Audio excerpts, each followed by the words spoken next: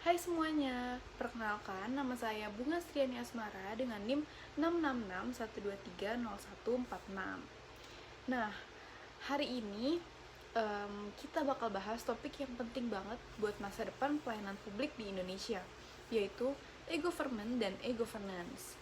Nah, biar nggak pusing, aku udah bikinin versi mind mappingnya nih, yang kece banget. Nah, yuk kita bahas bareng-bareng. Nah, mulai dari yang di tengah dulu nih. Di tengah ini kita punya topik utama kita, yaitu e-government dan e-governance dalam pelayanan publik Indonesia. Tapi, emang apa sih bedanya e-governance dan e-government? Nah, kita masuk ke definisi dan konsep dasar. Pertama, kita bahas definisi dulu ya. E-government itu tentang gimana pemerintah pakai teknologi informasi dan komunikasi atau TIK buat bikin sistem kerja yang lebih efisien, transparan, dan akuntabel. Sedangkan e-governance lebih ke arah proses pengambilan keputusan strategis dan koordinasi antar lembaga. Jadi, gak cuma soal teknologi, tapi juga gimana pemerintah itu beroperasi. Oke, lalu kenapa sih penting banget diterapin? Nih, tujuannya jelas, yaitu biar masyarakat lebih gampang akses layanan publik. Terus biaya administrasi juga bisa dipangkas, dan yang gak kalah penting yaitu transparansi dan partisipasi masyarakat itu bisa makin meningkat. Nah, keren kan? Tapi tentu gak semudah itu. Ada beberapa tantangan besar yang harus dihadapi juga.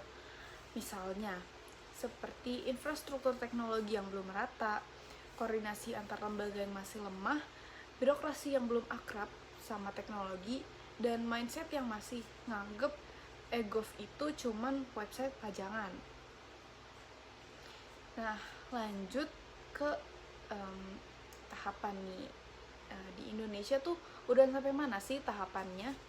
Nah, kebanyakan daerah itu masih di tahap penyediaan informasi.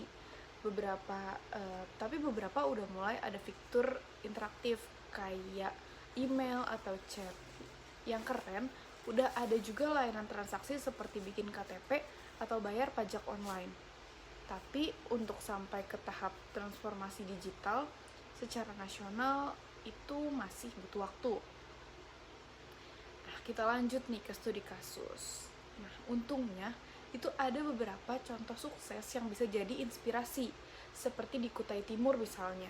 Ada layanan online satu atap lewat Sintep yang hemat waktu banget, dan juga di Takalar itu tercatat ribuan transaksi elektronik yang bikin pendapatan asli daerah itu naik. Keren kan?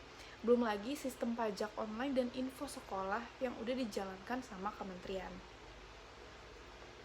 Lanjut, kita geser ke inovasi dan proyek pendukung. Buat mendukung semua itu, ada juga inovasi kayak procurement atau lelang elektronik. Sayangnya masih belum punya standar nasional di Indonesia. Ada juga Single Identification Number alias SIN. Satu ID nasional untuk semua kebutuhan administrasi. Kita lanjut ke strategi peningkatan. Apa strategi yang bisa dipakai sih?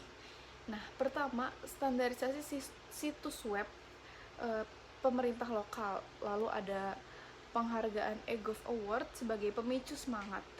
Terus kerjasama dengan negara-negara yang udah maju kayak Korea dan Singapura. Tapi yang gak kalah penting itu pembenahan budaya birokrasi dan gaya kepemimpinan kita. Nah, kita lanjut ke rekomendasi nih. Terakhir, ini dia rekomendasi utama dari para ahli, yaitu fokus pada peningkatan sumber daya manusia dan infrastruktur TIK. Kemudian kuatkan koordinasi antar lembaga, dan yang paling menarik, ini bentuk arsitektur IT governance yang sesuai dengan nilai dan budaya lokal kita. Jadi bukan asal comot dari luar negeri aja. Nah gitu.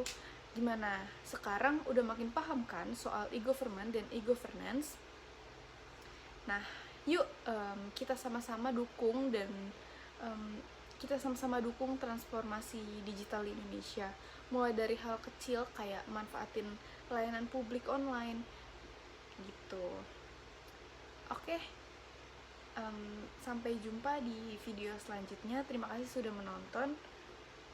Bye.